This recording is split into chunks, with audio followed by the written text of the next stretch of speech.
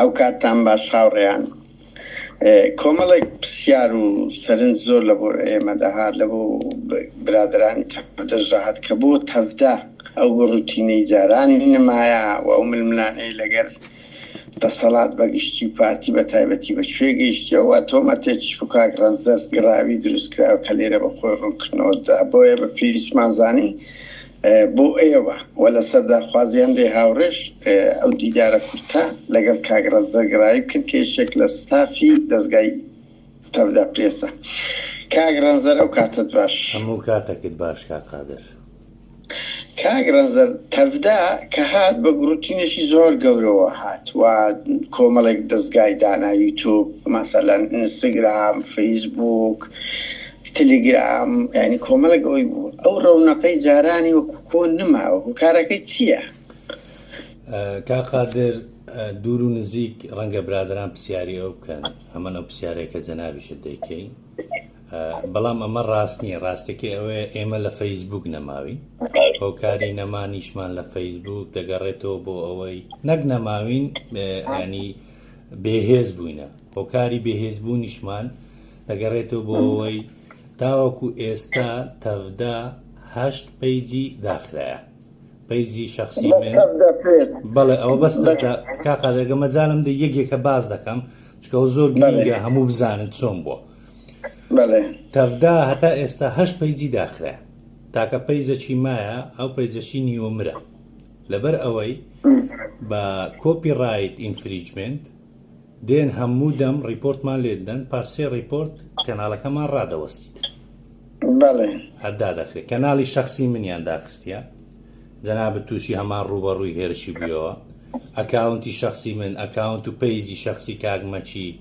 تەفدا ئەوە لە فەیسبوک بە هەموو شێوازەک لێمان تاوەکو ئێستا تەنها 8 پەیجی تەفدا داخرایە 2 پەیجی شەخسی من لەگەر ئەکاونتێکی شەخسی من داخرایە کاگمەچی پەیج و ئەکاونتی داخرایە جەنابەت هەروە کۆمەڵک برادەری کێش هەروە جا ئەوە بەشەکی وەڵامی پرسیارەکەتە یعنی ئێمە لە فەیسبوک لەبەر ئەو هێرشەی کە بەڕاستی لێت ناشارمەوە کاک قادر ئەو هێرشە ئەلکترۆنی دەکرێتە سەرەما ناکرێتە سەر هیچ کەسێک خودی مەسرور بارزانی سەرپەرشتی ئەو هێرشەی دەکە با هەندێکشتی کەل بە باسکەم کە تا ئێستا باسمان نەکردیە یعنی جۆری هێرشەکانیان زۆر جیاوازە سەرەتا 5 وێبسایتیان دروست کرد کاک قادر تەنها ئامانجیانەوە بوو دەچون وێبسایتیان دروست دەکات بە نمونە وێبسایتی تەفدای www.tafdapress.com داهاتن وێبسایتیان دروست دەکرد www.tafda/press.com ئەوە چ وەختەچی دەویست ئەوە وەختی ئەوەی دەویست دەبواە ئەتوو بچی بگەڕێ بزانی دۆمینەکەیان لە چێکڕە پەیوەندی بۆ شوێنەوە بکەیت هەتا دۆمینەکەیان پێقەپات دەکەی ئەو جەبێەوە لەگەر یوتیوب و فەیسبووکی پەیوەندی بکەوە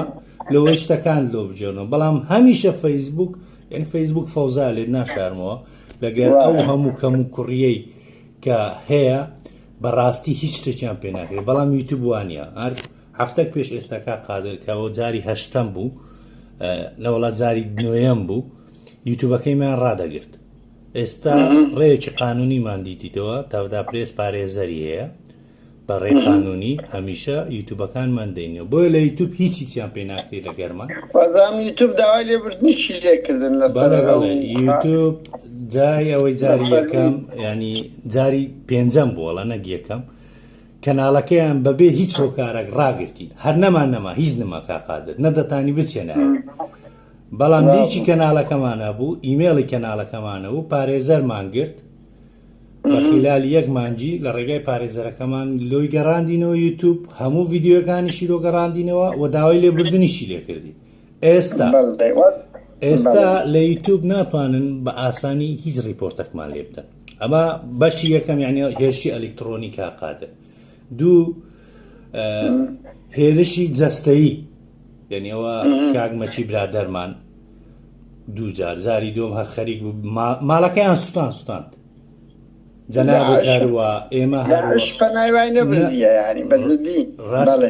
ینی ئەوەی کە جەنابەت باز دەکەی زۆر ڕاستە داعش هەتا ئێستا شتی وای نەکردیە ینی خەریک بوو هەر ماڵەکەی بە هەموو شتەوە بستێنن لە ئەوروپاش جا ئەوە بەشێکیانە جەنابەت هەروە تووشی ڕوبەڕووی بیوە کۆمەڵک برادەریت کەمان هەروە ئێمە هەروە یعنی بڕاو کەمە لێرە دەژین لە هەڕەشە و ئەولاش قادر ئەمە هەرگیز هەڕەشەمان بە ڕقم حیساب نەکرد لەبەرەوەی لێ ڕاهاتینە هەولێر گۆتەنی لێ ڕاهاتینە ئەو شتانە لەکنەمە بوویتە غارای نەغارە کێشە نیە لەکنەمە هەڕەشە دەکەن یعنی ئەوە بەشی دووەم ینی بەشی یەکەم هەڕەشە ئەلکترۆنی بەشی دووەم هەڕەشەی جەستەیی لەسەر ژیانمان هەوڵی تیرۆر و ئەوە بەڵێ هەوڵی تیرۆر و بەردەوام بوو لەوە وڵانەکە قادر بەڵێ بەشی سێمیان دۆسیە یاسایەکەەوە یەکەم جار ئەمە باز دەکەین هەلە بۆ مێژوو عەز دەکەمەوە بژێڕمەوە هیچ حیزبەکی کوردی هیچ کەناڵەکی ڕاگەیاندن بە هەموو مێژووی کەناڵی کوردی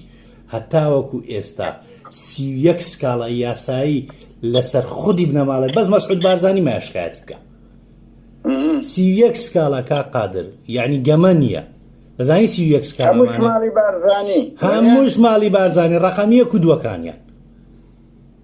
بەس کاک مەسعود مایە کاکڕاز مەسعود بارزانی مایشکایەت ئەویش دێتن ئەوجا قادر یعنی بینە بەرچاوت بە هەموو مێژووی کوردی قەت جێ لێ بۆ بنەماڵی بارزانی شکایەت لە یەک حیزب لە یەک کەناڵی بکە دا ئەمە 31 شکایەتمان لێ کرایە هۆکارەکەی چییە؟ هۆکارەکەی ئەوەیە کە بەڕاستی ئەمە شانازی دەکەم ئەندامەکەم لە ستافی تەفدای کە گروپێکی گەورەی کارکردنن بەڵام شانازی دەکەم لەو بەشەی خۆم توانیمانە بنەماڵەی بارزانی لە سەری سەرەوە بهەژێنی بە ئاشکراکردنی ڕاستیەکان بە ڕێزگرتن لە یاسا و ڕێساکانی ئەوروپا لە بڵاوکردنەوەی بابەتەکان یعنی بەو سێ هێرشە کاقادر بەردەوام لە گەرمەنە ئەمە وای کردووە تەنها لە فەیسبوک ئێمە کەمێک ناچالاک بی بەڵام لە پلاتفۆرمەکانی دیکە زۆر چالاچین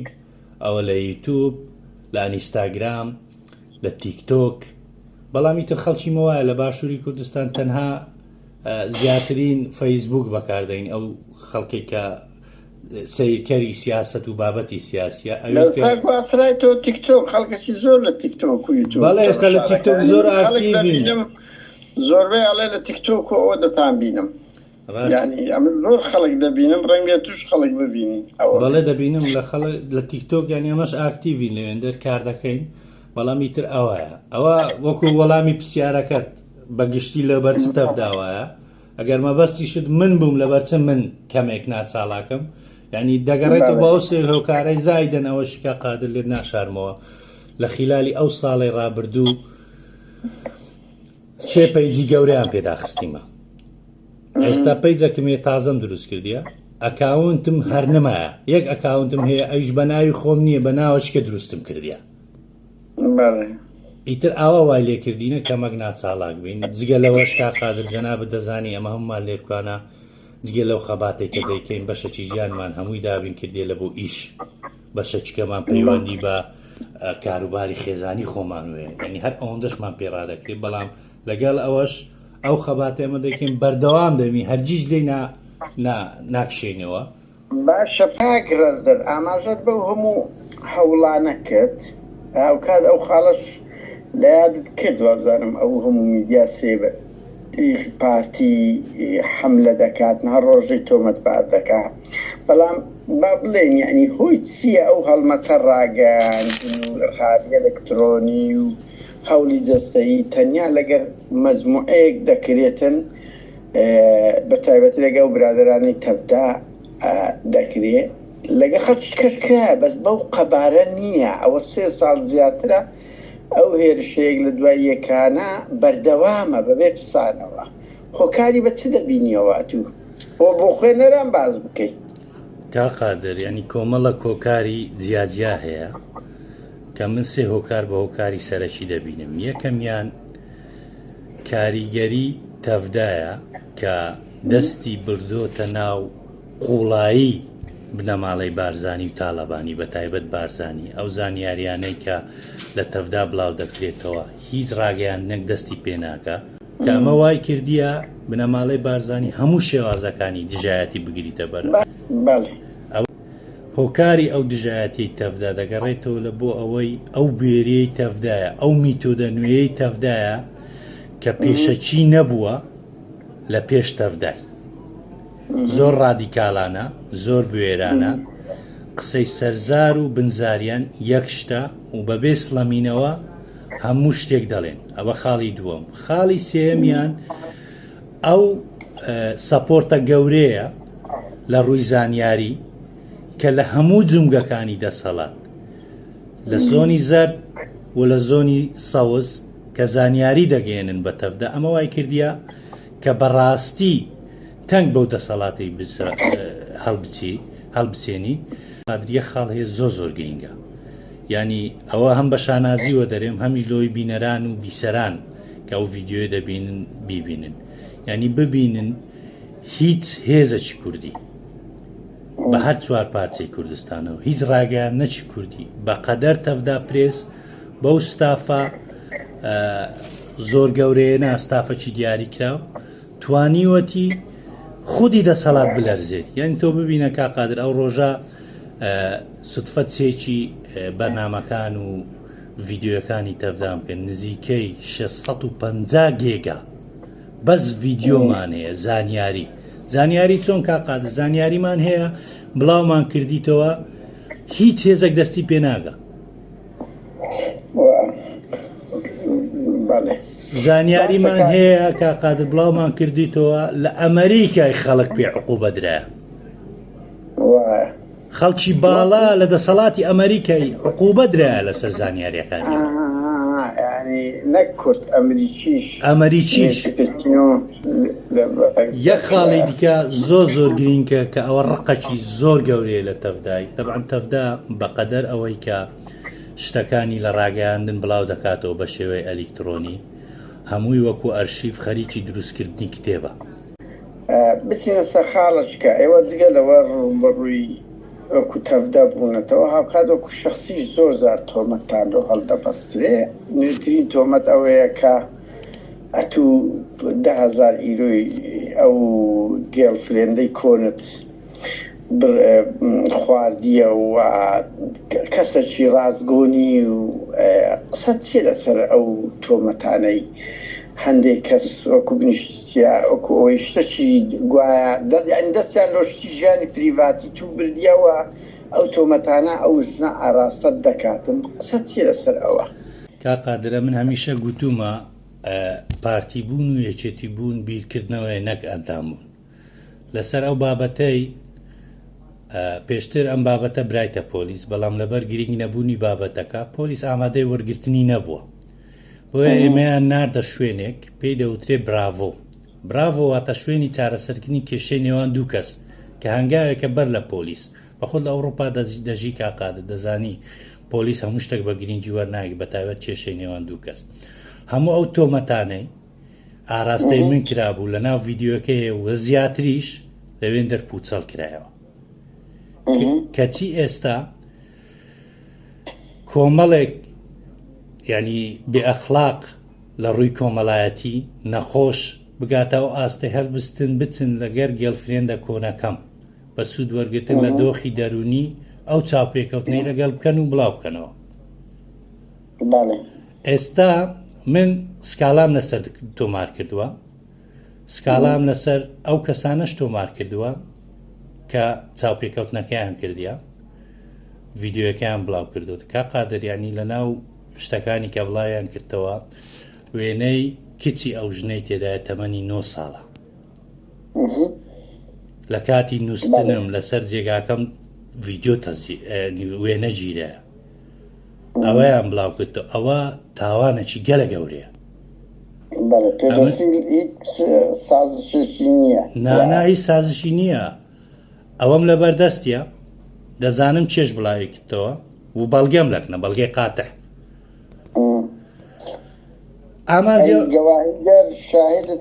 بەڵێ کا قادر شاهدم هەیە دیکۆمنتم هەیە هەموم تەسمیری پۆلیس کردیە خاڵی دووەم کە لەکنە من زۆر گرینگە ئەو گروپەی ئەو شتیان بڵاو کردەوە من پێشتر شکایەتم لە یەکێکیان کردیە لە بەرەوەی تەشیری پێکردیمە پۆلیس ئاگاداری کردەوە یەک فزەیتر بکە دەیبینە دادگای. ئێستا ئەگەر ڕاز دەکەن خۆیان پێ ڕۆژنامە نووسە چالاکوانە خەڵکی نەجێ بگرن ئەو گروپەی کە ڕۆژ هەتا هێوارێ قسە بەمە دەرێن 3 ساڵ ئەمە هیچ جوابیان نادەینەوە لەبەر یەکشی جوابیان نادەینەوە لەبەرەوەی نامانوێت لە ڕێ ڕاستەکەمە بچینە ئەو شەڕە تافی و بچووکەی شەڕیمە زۆر گەورەترە. ئەگەر ڕاز دەکەن بڕوایان پێەیە ڕێکخراوی مافی مرۆڤیان هەیە بابێن لە پەیجەکانی خۆیان ڤیددیۆیان لە بەردەستا ئەو ڤیددیۆی بڵاوکەنەوە بەس ئەوەندە بە ناوی خۆیان بڵاوکەنەوە نەک بێن بە وەکو پارتی وێچێتی هزار تۆمەت لە هەردەست نازانین چیە کاقادر ئەوانە هەر سیفەتی پارتی وێچێتیە کوڕە خۆ دەزانم پەیجەکەی چێ بەڕێوە دەبە ئادمینەکان چێ هەموو شتمان لەکنە شکایەت لە کێ کردی کاکرانزەر کە پێشترێسە تەشیش ئەو ڕەگەزە کە 3 ساڵە قسە بەمە دەرێتن شکایەتم لێ کردیا پۆلیس ئاگاداری کردەوە ئێستا ئەو هەموو ئەو شتانەی کە بڵاو دەکرێتەوە لە پشتیتی و لەگەر ئەوەش ناوێری بەڕاستە و خۆ یعنی یەک شت زۆر گرینگە خەڵکی نەبزانن لەبەرچێ ئەو ڕەگەزە فەندیا ناوێری بە ناوی خۆی ئەو ڤیددیۆ بڵاو کاتەوە کە پێی وایە پۆلیس ئینزاری پێی گوتیە کە تەشهیر دەکەی کەسێک خۆی پێ چالاکوانی بواری مافی مرۆڤی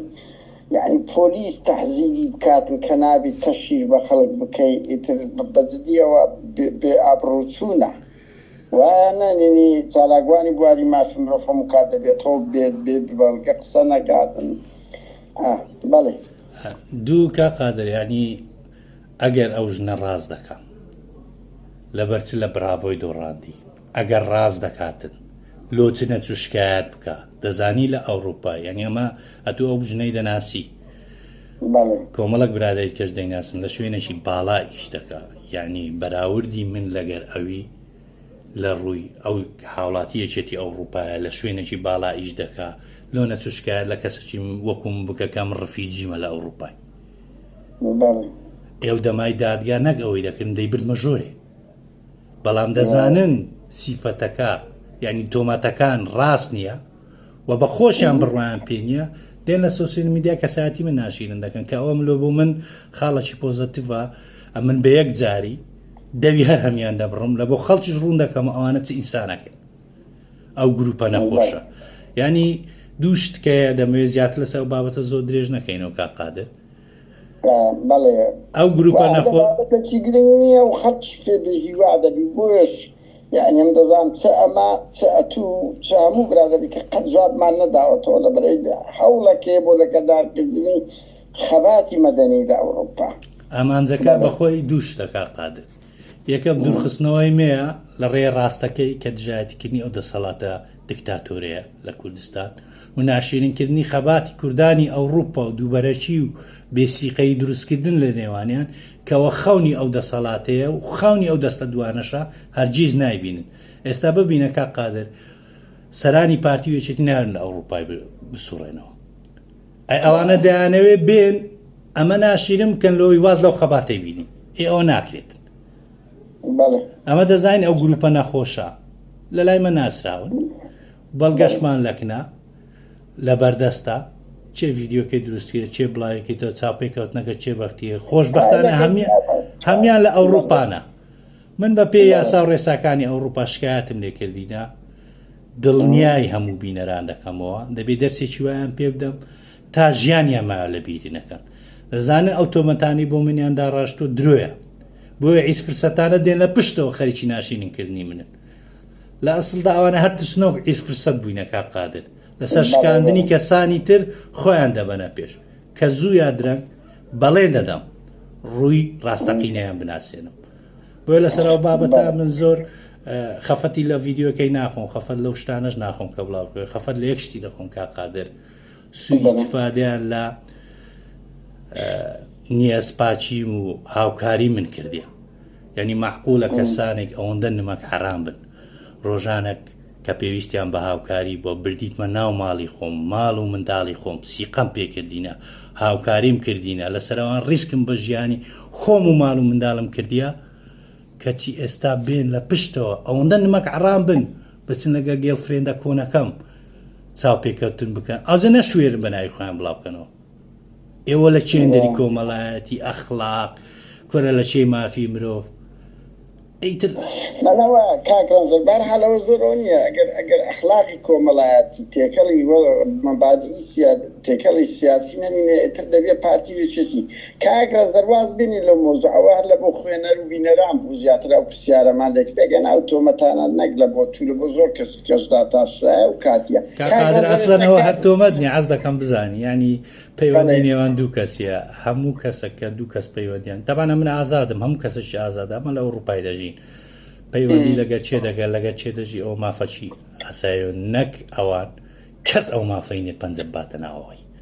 چجای بێتە سوکایەتی ناگەر خۆ تاوانە بکەیت تۆژۆ کوچالاگوانێک لە بەرچاوانی حەقیش خۆی بەس وەکو بە خۆت ئاماژت پێکە لە وڵاتە یەکێک پارەیەکێک بخوا $2 بخوا لە باقەیە شکایەتێ یاسایە وەکی کوردستان نییە یەکێک بێەوە بخوا کاگرەز دەربەواز لەوە بێنین ئەندا ئەوە بووە پەیامەکەی خۆشت گەیان کارچالا چی دیار نییە ینی ئێستا کە کەتنە دوو بەرپرسە و سەردەمانێک بە تەنیا لەو بەلجیکایی دەکەتێ دوو مەسرۆر بارزاری ئەو هەموو خەڵکەی تر هەموو خۆی دەشاردەوە بە تاقیتێنێ کۆ ئێستاکەیت چەند مەسەلەن بە تەنیا کەتێ دوو پارێزگاری هەولێر و ئەوەت کرد مەسەلەن زۆر کەتنە هەر ئەنگۆ بوون یەکەم کەس کە بەنمونا هێلکە بارانی نوێنەراتی حکوومەتتان کرد لە وەختەی کە شێوانوان جیران ساڵی 2019 ئەو داهێنانە تا کرد چۆن ئێستا کارچالا چیت کەمە سەبەبێ بەرپرسەکان ناوێنیان تو تااقەتت نمایە وڵا کاقادر من لەو ڕۆژەی دەستم پێکی دە ئێستاشەوە بە هەمان کێرف بەردەوامە ڕەنگە زۆر شۆڕشی نوێ شۆرشی نوێ ناکرد ئەو شۆڕژ نەبوو شڕەتەقە بۆ ئەویان کردیان ئەمە بەردەوام کاقادر بەڵام وڵای لێت ناشارمەوە بینەرانیش ئاز دەکەمەوە بزان بڕاو کە ناوێرم بێنە بەلجیکا گەورە و گچکە لە کاتێکە ناوەندەشی زۆر گرنگە ناوەندەشی زۆر گرنگە یعنی یەکێتی ئەوروپای لێە وەنیا لەوەتەی کۆڕۆنا ڕووپایە خۆی دێن بەس بە دزی دێن لەوەتەی کۆڕۆنا ڕوویدا یەک وەفد هاتیە کە وەفدی پەرلەمانی بۆ بڕوا بکە بە شەست توش نەبوو لە ساعت ئەفتی بەیانیەوە هەتا 11 نیوەڕانێ چاوەڕێم دەکەن ئەو شوێنێکە دەچون دوو دەرگایە بە دەرگای پشتەوە چوو بوون کە من بە تەنها چوو بوو لەوە زیاتر هیچ کەسێک نەهاتیە و لێرەوەش دووبارە وەک هەمیشە تەعەدای هەر هەمیان دەکەین ئەگەر بێنە بەلجیکای با ئازابن شتێک بە ئاشکرا ڕابگەین ئەمە دێین ساعت ئۆندا ئەومان هەیە هەر بێن چاو پێکەوتنە کۆڕاک سمینارێک بڕاوکە ناوێرم یعنی ئێستا بەلجیکا بوویتە ئەوە چی پێ دەرێن هێلی 36 ناوێرن لێ بپەڕنەوە ئیتر ئەوەی وای کردیە ئەو ماوەیەی چالاکی مەیدانیمان نەبی و چالاکی ئەلکترۆنی و ڕاگەیاندنیشمان پێشتر باسم کرد کاقادر بەڕاستی لە فەیسبووکی چەکیان کردینە بەڵام ئەومانە کۆڵ دەدەین بەڵێ لە فەیسبوک لە محکەمەینە لە گەریان هەتا دۆسیەکەمان کۆتایی بێ کە ئەو دەمای دەبینەوە یعنی من دەبێت یەک شت برێم کە ئاخی شت بیتم ئێمە 31 سکاڵامان لەسرە کە لە کەسە یەکەمەکانی بنەماڵەی بارزانی لێمان کرایە ئەوە وای نەکردی ئەمە سارد کاتەوە یەک هەنگاو بکشینەوە لە کار و چاڵاشەکەمان خەڵک هەیە یەک ئینزاری لۆ چووە ناوێری ناوم بنووسیت کاک ڕەنزەردای قسەمان برا کۆتایی وشەمان جێ لێ نەبێ کاگسمە ئەلسیانی زۆر دژایەتیان کرد لە شەرمەزاری مێژووی زیاتریانە نماساوە ماناگادارین ئەوانەی ئازاری ئیسماعیلیان ڕفاند بوو ئێستاکە بە هەموو هەوڵێک دەدەن بە سڵقیان نەگەکە داواکە بکشێنەوە هەموو ئەوانەی دژی کاک ئیسماعیلیش بوون شەرمەزاریان نۆماوە ئەوەی تو شەروا دەبی زۆر سپاس کاک ڕەنزەر لەوە وەختە هاوڕیان ئێمە و ڕوونکردنەوە زیاتر لە سەداخوازی کۆمەڵێک برادەر بوو بۆیە ویستمان ئەوە کاگڕەنزەر ئەم تحەدایان دەکا و هەمیش شروعکردنەوەی خۆیدا. زۆر سپاس کاگڕەنزەر. سپاس بۆ ئێوەش کاکاتر، زۆر سپاس.